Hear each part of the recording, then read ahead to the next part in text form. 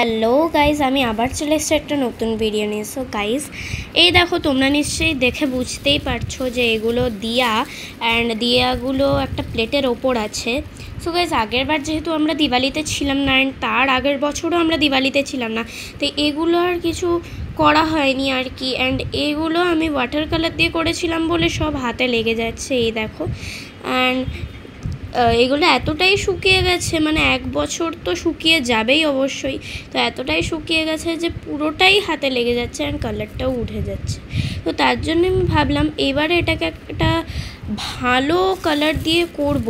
এবং পরীক্ষা যেহেতু সামনেতেই সমানে পড়তে বসতে হচ্ছে, তাই যখন একবার ফ্রি টাইম পেয়েছি তখন না হয় কিছুটা হলেও এটাকে করে নিই। অ্যান্ড সবথেকে বাজে অবস্থা এটা দেখো, কারণ এটাতে আমরা জ্বালিয়েছিলাম এই দিয়াটা, তো তার জন্য এটা পুরো কালো হয়ে গেছে, কারণ রঙটাই খুব বাজে ছিল। অ্যান্ড দেখো, আমার পুরো হাতে লেগে যাচ্ছে রঙটা। তো তার জন্য আমি ভেবেছি যে এবারে এই রঙগুলো দিয়ে করব। অ্যান্ড এই ওয়াটার কালারগুলো ভীষণই ভালো। আমার ওই ড্রয়িং ক্লাসে একটা দিদি করতো এই রঙগুলো দিয়ে, তো তার খুব সুন্দর করতে পারতো এবং কালারও হাতে আসতো না, উঠতো না।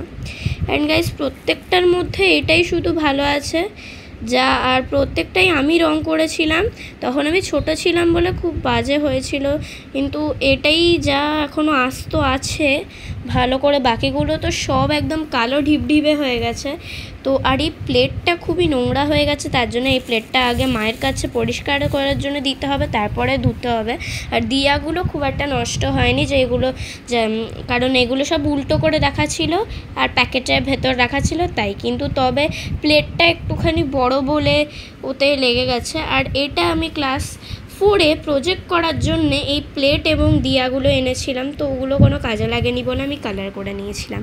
তো এবারে আমি এখন এই ব্রাশগুলো দিয়ে এই রঙগুলো দিয়ে এবং এই ব্রাশটা দিয়ে আমি এখন এগুলোকে রং করব। তো প্রথমে আমি করে নিচ্ছি এই দিয়াটাকে রং, তারপরে আমি দেখছি কোন দিয়াটা করা যায় রং। তো চলো এবার স্টার্ট করা যায়। তো প্রথমে আমি সব কিছু আগে নিয়ে নিই, তারপরে তো আবার আমি ভিডিওটা রিস্টার্ট করছি। তো গাইজ, যেটা আমি তোমাদের আগের ভিডিওতে দেখিয়েছিলাম বৌদ্ধদের দেওয়া আরও গিফট পার্ট 2-তে, সেখানে এটা তোমরা অবশ্যই দেখেছো। যদি ওই ভিডিওটা তোমরা না দেখে থাকো তাহলে এক্ষুনি গিয়ে দেখে নাও। আর এটা যদি তোমরা দেখে থাকো ওই ভিডিওটা, তাহলে তো তোমরা অবশ্যই এটাকে দেখেছো। আঙুল ঢুকে যাচ্ছে আমার। তো এবার আমি এটাই ইউজ করব, কারণ আমি যেহেতু ওয়াটার কালার করার সময় মাপটা বুঝতে পারি না জলের, তার জন্য ওয়াটার কালারটাও বিগড়ে যায়। তো চলো এবারে তার জন্য আমি এইটা ইউজ করব, ওইটা করার জন্য আর কি, কালারিংটা। আর এইটা আর এই পুরো সেটটা আমি এখানে তুলে রেখেছি কালারিং করব বলে। তো চলো, এবার অনেক কথা হয়ে গেছে, এবার স্টার্ট করা যাক। তো গাইস, তোমরা নিশ্চয়ই দেখতেই পাচ্ছ যে আমি এতটা লেভেল অবধি জলটা ভরে নিয়েছি। ভিডিওতে হয়তো একটুখানি বেশি জল ভরে নিয়েছি দেখাচ্ছে, বাট আমি এতটাই ভরেছি যতটা এখানে বলা হয়েছে। সো গাইস, এটাতে একটা সুবিধা আছে, যখন আমরা মাঝে মধ্যে ব্রাশটা ইউজ করি না, ধরো এই দেখো, আমি ব্রাশটা এর মধ্যে ডোবালাম, আরে দেখো ডোবালাম, কতটা ইজি হচ্ছে। আর মাঝে মাঝে আমরা যদি বেশি এই দিক হেলাডেলা করি, তখন এটা হালকা হওয়ার জন্য পড়ে যায়, তো তখন জলটাও ওয়েস্ট হয়। অ্যান্ড তার জন্য বিছনাটাও খুব ভিজে যায়। তো তাই এটা জল ঢালাটাও খুব সুবিধা।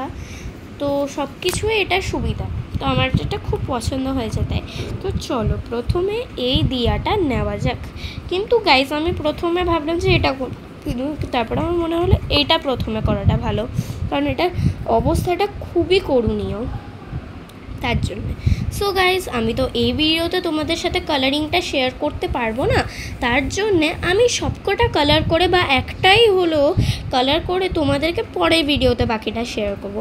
সো এই ভিডিওটার জন্যে বাই, আবার তোমাদের সাথে আমার দেখা হচ্ছে পরের ভিডিওতে। বাই।